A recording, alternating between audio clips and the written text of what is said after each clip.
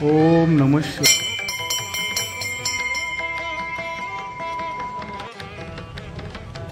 नमस्कार मित्रांनो, नमस्कार कोल्हापूरकर। मी तुषार कोल्हापूरकर आणि आपण पाहताय माझं यूट्यूब चॅनेल जर्नी विथ तुषार। तर मित्रांनो, आज आपण आलो आहोत कोल्हापुरातील उत्तरेश्वर पेठेत। उत्तरेश्वर पेठ ही कोल्हापूर शहराच्या उत्तर भागात वसलेली आहे आणि इथे खूप प्राचीन शिवमंदिर आहे। त्या शिवमंदिराचं नाव आहे उत्तरेश्वर महादेव मंदिर। तर चला तर मग आज आपण पाहूया उत्तरेश्वर महादेव मंदिर आणि त्याचं महात्म्य आणि उत्तरेश्वर महादेव मंदिराच्या कथा। आपलं स्वागत आहे माझ्या यूट्यूब सिरीज मध्ये, जिचं नाव आहे आरंभ तू। आणि या सिरीज मध्ये मी कोल्हापुरातील प्राचीन शिवमंदिरांचे माहितीपट बनवतोय। माझ्यासोबत कोल्हापुरातील प्राचीन शिवमंदिरांचे माहितीपट बघण्यासाठी तुम्ही नक्की या। नदीच्या काठाच्या प्राचीन कोल्हापूरच्या गर्दीच्या वस्तीमध्ये वसलेलं आहे श्री उत्तरेश्वर महादेव मंदिर। मित्रांनो, या शिवमंदिराचं वैशिष्ट्य म्हणजे इथे असणारी महाप्रचंड शिवलिंग। इथे जी शिवलिंग प्रतिष्ठापित आहे त्या शिवलिंगाची उंची साधारणतः 6 फूट आहे आणि येथील भक्तांकडून आणि ग्रामस्थांकडून सांगितलं जातं की ती शिवलिंग जी आहे ती 6 फूट जमिनीच्या वरती, त्याचप्रमाणे 6 फूट जमिनीच्या खाली सुद्धा आहे। इतकी मोठी प्रचंड शिवलिंग ही महाराष्ट्रातील अगदी एकमेव अशा असणाऱ्या उत्तरेश्वर महादेव मंदिरामध्येच आपल्याला पाहायला मिळते। या शिवमंदिराची अधिक माहिती आपण अजून जाणून घेऊया। चला तर मग आपण या शिवमंदिराची माहिती येथील लोकांच्याकडून जाणून घेऊया। कोल्हापुरात उत्तरेश्वर पेठेची शान काही औरच आहे। इथल्या एकजुटीची वर्णनं अनेक चौकात गप्पांमध्ये ऐकायला मिळतात। उत्तरेश्वर पेठ ही साक्षात वाघांचीच तालीम, म्हणूनच या तालमीचं नाव उत्तरेश्वर प्रासादिक वाघांची तालीम असं आहे। मित्रांनो, इथली माणसं जितकी साधी बोळी तितकीच शूर आणि एकमेकांना साथ देणारी अशी आहेत। स्वातंत्र्य चळवळीमध्ये सर्व ठिकाणी सामसूम असताना हलगी वाजवत इंग्रजांच्या ठाण्यांवर मोर्चे काढणारी मंडळी इथलीच। येथे मध्यवस्तीत चौकामध्ये असणारं उत्तरेश्वर महादेव मंदिर हे म्हणजे सगळ्या उत्तरेश्वर पेठेची शान। तर मित्रांनो, या मंदिराची रचना गाभारा, सभामंडप आणि छोटी 2 मंदिरे अशा प्रकारची आहे। उत्तरेश्वर महादेव मंदिरामध्ये आपल्याला मंदिराच्या गाभाऱ्यामध्येच प्रचंड शिवलिंगासमोरच नंदी असलेला आपल्याला इथं आढळतो। मित्रांनो, महाराष्ट्रातील अनेक मंदिरांमध्ये गाभाऱ्याच्या समोरील सभामंडपामध्ये नंदी प्रस्थापित केला जातो, परंतु या उत्तरेश्वर मंदिरामध्ये नंदी जो आहे तो शिवलिंगाच्या गाभाऱ्यामध्येच आहे। अशा प्रकारचं प्रचंड शिवलिंग असणारं आणि वैशिष्ट्यपूर्ण नंदी असणारं असं उत्तरेश्वर महादेव मंदिर कोल्हापुरातील उत्तरेश्वर पेठेमध्ये वसलेलं आहे। ब्रिटिश शासनाच्या काळात ब्रिटिशांच्या सेवेत असणारे आणि समाजसुधारक न्यायमूर्ती महादेव गोविंद रानडे यांचं वास्तव्य या परिसराला लाभलेलं आहे आणि नित्य नेमाने रोज सकाळी उत्तरेश्वर महादेवाचं दर्शन घेणे हा महादेव गोविंद रानडे यांचा दिनक्रम होता। मित्रांनो, अत्यंत प्राचीन असणारं हे उत्तरेश्वर महादेव मंदिर कोणी बांधलं याचे पुरावे काही आपल्याला इतिहासामध्ये किंवा पुरातत्व शास्त्रामध्ये आढळत नाहीत। त्याशिवाय या महादेव मंदिराच्या परिसरातच असणारा एक फलक लक्ष वेधून घेतो। मी केले, मी बांधले म्हणजे अहंकार, आणि अहंकाराची वाणी ही माणसाला संपवते असा संदेश येथील आवारातील फलक आपल्याला देतो। आता आपण श्री उत्तरेश्वर महादेवाचं दर्शन घेऊया आणि मी तुम्हाला येथील विशाल अशी शिवलिंग गाभाऱ्यामध्ये तुम्हाला दाखवतो।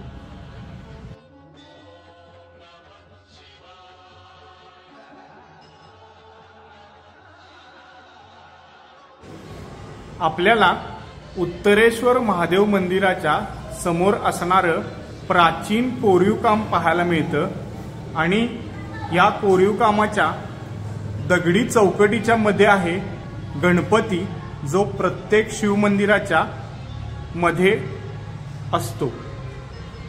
तर मित्रांनो, इथं भाविकांकडून सांगितलं गेलं की हे शिवमंदिर जे आहे ते कासवाच्या पाठीवरती वसलेलं आहे आणि याच्या खाली कासवाचा आकार आहे। आता तो आकार तोडफोडीमुळे किंवा परकीय आक्रमणांमुळे झालेल्या तोडफोडींमुळे नष्ट झालेला आहे। इथे आपल्याला कासवाचे 2 पाय पाहायला मिळतात आणि खाली कासवाचं मुख आहे। त्या मुखावरती कासवाच्या पाठीवरती ही प्रचंड अशी असणारी शिवलिंग प्रतिष्ठापित केलेली आहे, असा इथल्या लोकांचा समज आहे।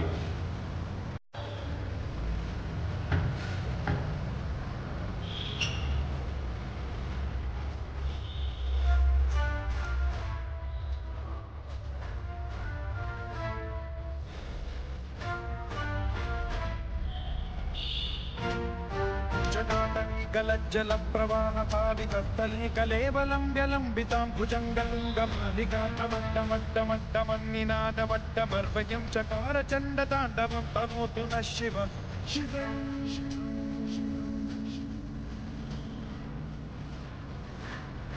जटाकटाह संभ्रम भ्रमनिलिम्प निर्झरी विलोलवीचि वल्लरी विराजमानधरी। इथे आपल्याला गाभाऱ्याच्या वरती इंटरलॉकिंग स्टोन स्ट्रक्चर पाहायला मिळतं। या स्ट्रक्चरमध्ये वेगवेगळ्या प्रकारचे दगड एकमेकात सांधतील अशा प्रकारे अडक करून बसवले जातात आणि त्या संपूर्ण सभामंडपाचा जो वजन आहे ते दगडी स्तंभांच्या द्वारे खाली भिंतींमध्ये पेललं जातं। प्राचीन स्थापत्यशास्त्राचं अत्यंत उत्कृष्ट उदाहरण आपल्याला सभामंडपाच्या गाभाऱ्याच्या वरती असणाऱ्या छतामध्ये पाहायला मिळतं। 4 उत्तुंग असणाऱ्या शिळा या इथे बसवलेल्या आहेत आणि त्या 4 शिळांच्या वरती वरील कळसाचं वजन पेललं जातं। ओम नमः शिवाय।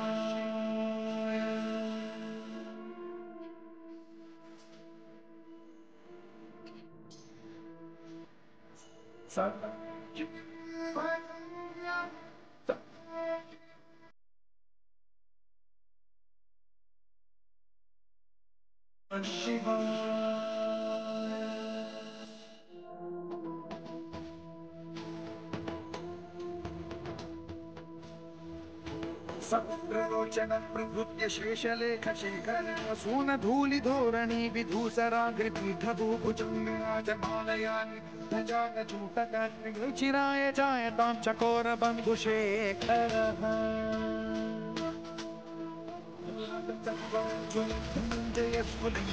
पीतपञ्चसायकं नमन्निलिम्पनायकं सुधामयूखलेखया विराजमानशेखरं महाकपालि सम्पदे शिरोजकालमस्तु।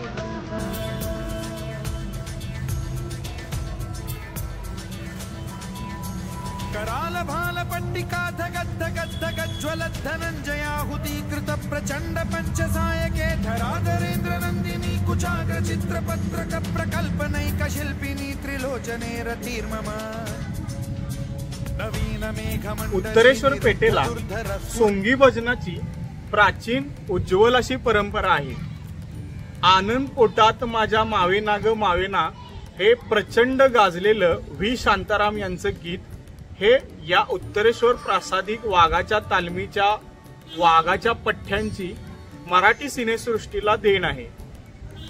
या मंदिरामध्ये आजही प्रत्येक सोमवारी दिमडीवरती सोंगी भजनं चालतात।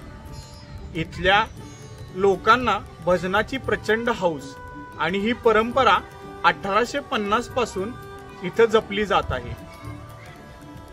शनी शिंगणापूरच्या मंदिराला जाणाऱ्या तीर्थयात्रेचा मार्गही उत्तरेश्वर महादेव मंदिरापासूनच चालू होतो.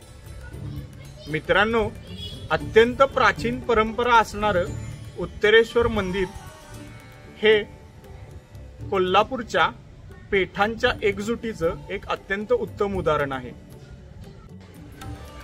उत्तरेश्वर प्रासादिक तालीम ही साक्षात वाघांचीच तालीम म्हटली जाते.